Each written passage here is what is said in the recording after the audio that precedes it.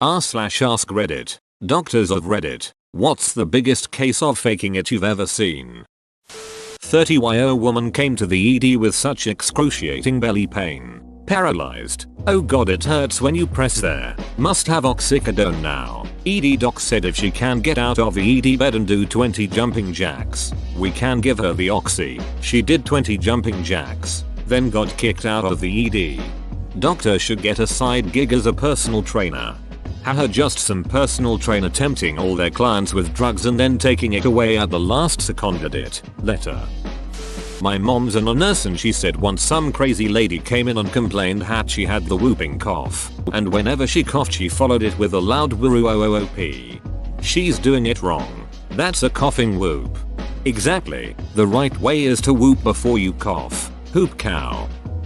My cousin got glasses. Her 7-year-old little sister also wanted glasses because she thought it was so cool to wear them. So she started telling her teachers she couldn't read what was on the chalkboard, and she'd squint at home and go incredibly close to the TV to watch things because she said she couldn't see things clearly. Her parents got worried and took her to the doctor. She read everything wrong on the vision test. Everyone seemed convinced that she needed glasses, but the doctor was a little concerned because the tests indicated she needed really thick glasses, and usually that wasn't the case unless there was a family history of vision issues. Her parents both had 20/20 vision and her sister only had astigmatism. They all realized she was faking it, so the doctor told her parents in front of her that she'd need some pretty intense eye surgery so she'd be able to see without glasses. They even wheeled in a machine to make it convincing to say they could do the surgery right then and there. She freaked out, confessed to faking it all and started to cry. She got grounded for a while. I remember I faked it when my brother got glasses because I thought they were cool. Turns out I actually needed glasses. They found an astigmatism in my eyes. Who knew? Turns out I actually needed glasses. They found an astigmatism in my eyes. Who knew? He never knew I needed glasses. I mean, how am I supposed to know what the world looks like to other people? Then I was amazed that I could see every detail of a tree. Edit. Just going to disable inbox replies. I love that you've all had similar experiences, but I'm on the spectrum and I've got to read every single reply that comes into my inbox, which is exhausting. But also, woo, we can all see clearly now. I'm an IQ and a nurse. We get a lot of malingering in the air. One day, one of our frequent flyers came in and started faking a seizure in Tridge. Now obviously I know this lady and she's fake seized a million times before, but this time it's in the lobby in front of about 30 people who have no way of knowing that it's fake. She's lolling around on the floor making a damn fool of herself and folks look horrified. I walked up to her and said calmly, "Karen, what are you doing?" To which this genius responds, "I'm seizing." I told her to stop seizing, so she did. Edit. No, her name wasn't actually Karen. I just did that for confidentiality. Oh man, would love to have seen the face of all those people watching this unfold. That doctor is a miracle worker. Had a patient when I was an intern feigning blindness. She would constantly be playing on her smartphone, only furiously trying to hide it when someone from the care team came into her room. The best was when my attending one day strolled past her room and threw his hand up in a highly exaggerated hula wave. She started to throw her arm up but caught herself halfway through, then threw her hand back into her lap and pretended to be staring off into nothing. A friend of mine likes to stick out her hand for a handshake when people come in feigning blindness. Nearly all of them instinctively meet her handshake. It's great to watch. Edit. I am very much aware of the different types of visual deficits. Thanks for your concern. How often does that happen? What is the patient trying to achieve? When I was a kid I learned I could fake sick and get out of school. So 1-2 days a week I would get a migraine and hold my head and complain and I would get to go home.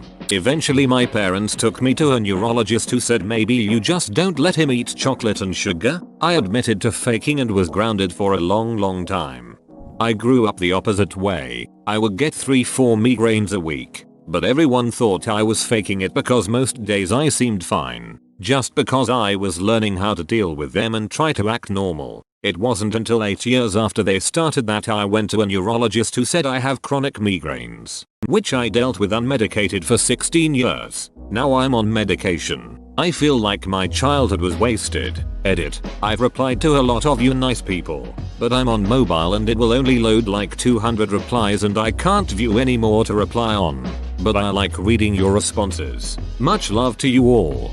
I also get regular migraines, but the doctor said I was too young. I was like 7 or 8 the first time I got one, and it wasn't until I was a teenager that anyone believed me. Medication doesn't work, but at least I know they're real. Editing to add, I've been on multiple medications, diets, health plans over the last 15 years. Medical cannabis isn't legal in my state, and my youthful indulgences were less than positive.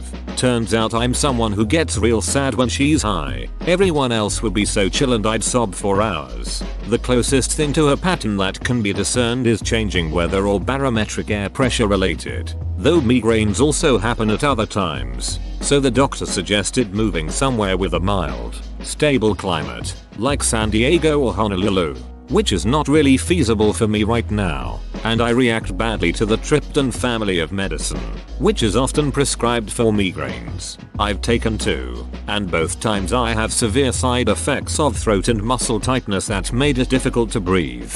The second time, the doctor just said I shouldn't ever take triptans again. Woman shrugging.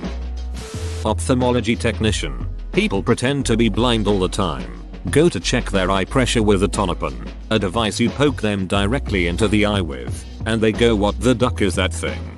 I have a sort of opposite angle story for this one. A friend of mine is completely blind, as in, eyes removed as a toddler blind. She had a rare cancer. She's worn glass eyes her whole life to keep the sockets from sinking in, as well as to limit the jarring appearance. Well, she had a new doctor she was seeing, so to speak, to get fitted for new glass eyes. I think that was why, when the tech brought her in, they told her they had to examine her eyes, and asked her to read the vision test chart. She kept trying to explain she is blind, and they were stuck on examining her. Whoa, your pupils aren't responding. No shit. She finally got so frustrated, she popped one glass eye out and said, here, now you can check it out all you want. She apparently always would pull that gag on folks doubting her and or teasing her. She's awesome that way. Edit. Whoa. Stepped away for some dinner and came back to find this comment about my badass friend getting a flood of upvotes. She will love that. A few details. I don't know much more about this story as she was telling a series of oh my god are you serious encounters she's had during her life. And this was my favorite. Open bracket. Second favorite is probably the cop who showed up unexpectedly at her house. Turns out the call was for next door, and insisted she had to be high as hell because her pupils were dilated in bright light. Yes, this was definitely a tech and not the doctor. And yes, her glass eyes are amazingly realistic and I had no idea at first.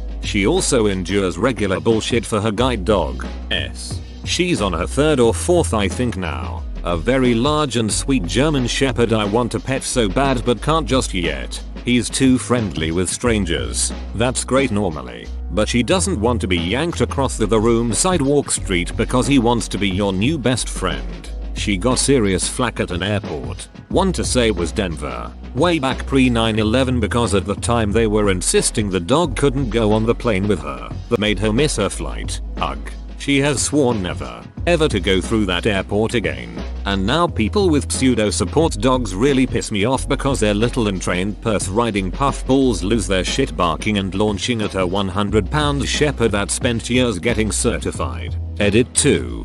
Thank you for the silver.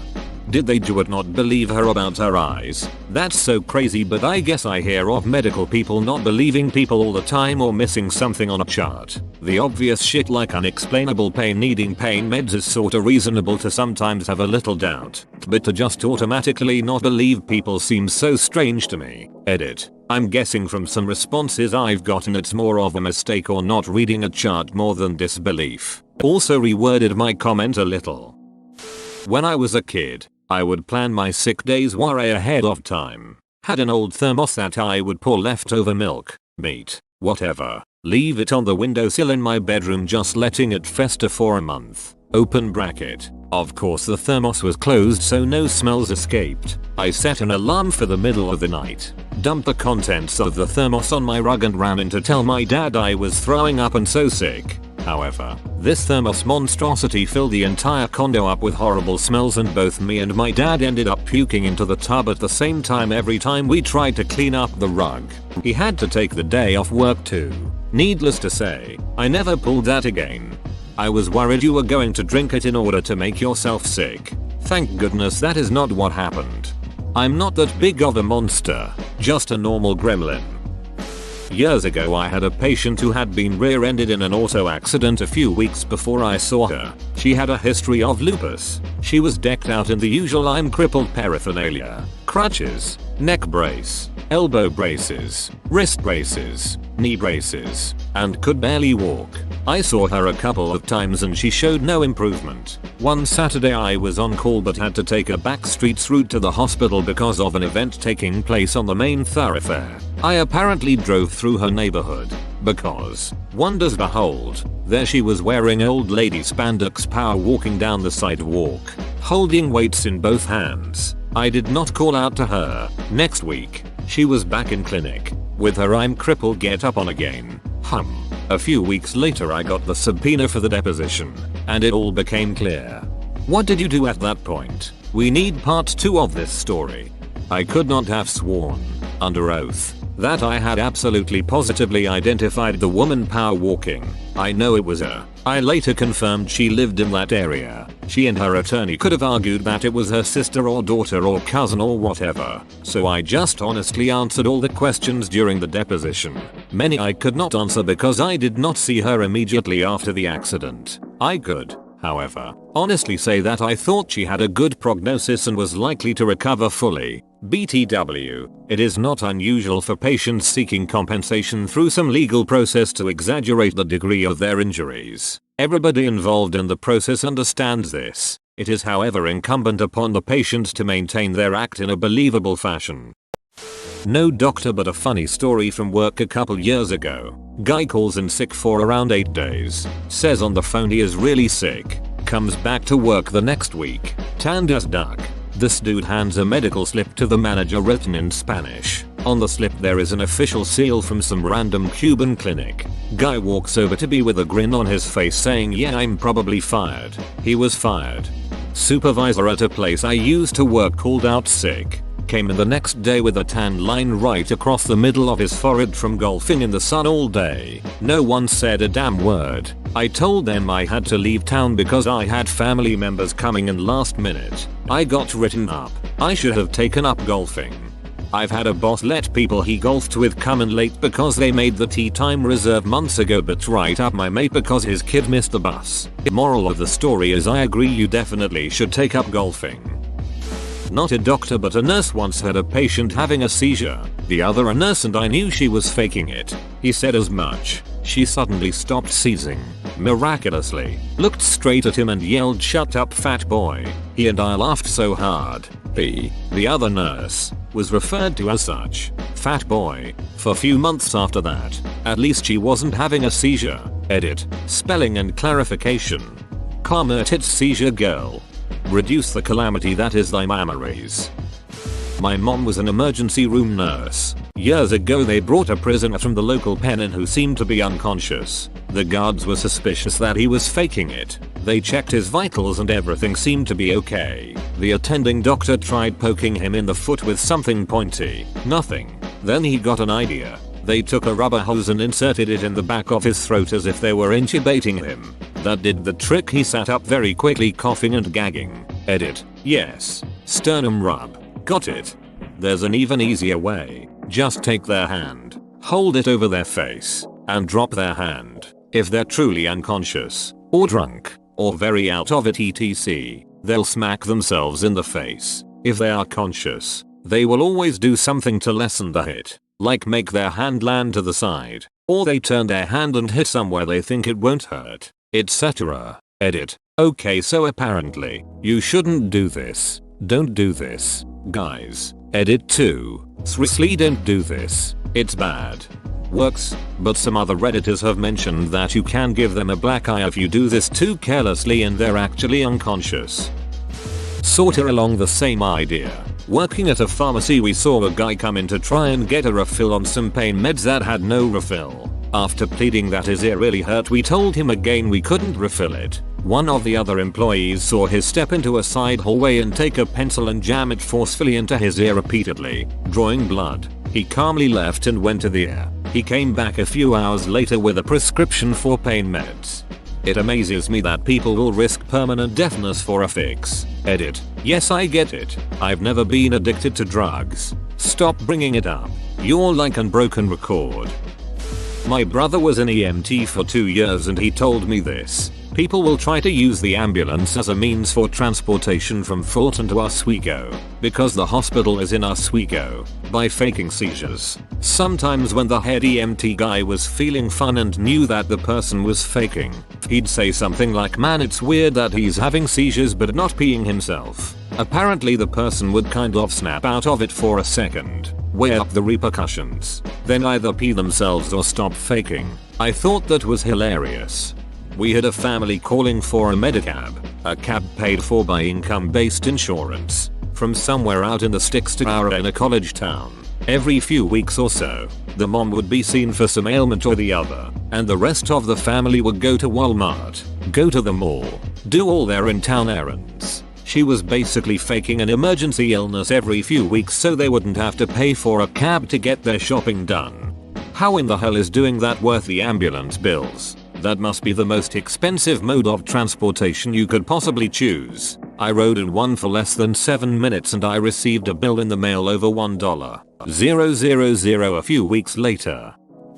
4th year medical student on my rotation and a trauma came in from a woman that they had been arrested. During the drive the patient banged her head 4 times against the window of the police car and then went unresponsive. She came to us with a bruise over her forehead and unresponsive. We all smelled BS, but the patient was a great actor. Didn't even flinch during the digital rectal exam, which is standard for all patients that come in through the trauma bay, though some of the nurses said that they caught her peeking at us when we'd leave the room. We ended up getting a CT scan, which was normal, and was even considering intubating her to secure her airway when our attending finally walked over to her, opened her eyelids and held them open while telling her to wake up. Finally she started fighting to close her eyes and the jig was up. The doctor called her out and she proceeded to start screaming at us. She was much more pleasant when she was pretending to have a brain injury. Why is the digital rectal exam standard for all trauma patients? Assessing for rectal tone can give insight into spinal cord neurological injuries. Presence of blood in the rectum could indicate GI pelvic trauma. Truthfully, recent studies have debated its usefulness and reliability, especially given the potential for making a traumatic situation more traumatic for a patient. But my institution still does it.